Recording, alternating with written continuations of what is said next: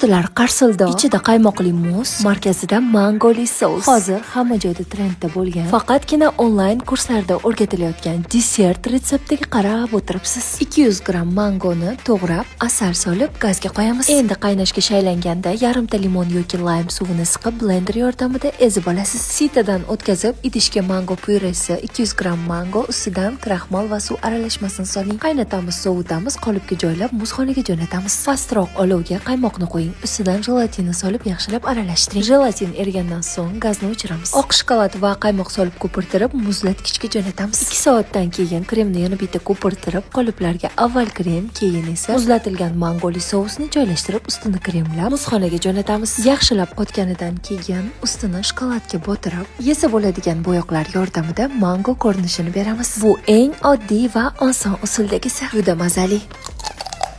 Albatta sinab ko'ring.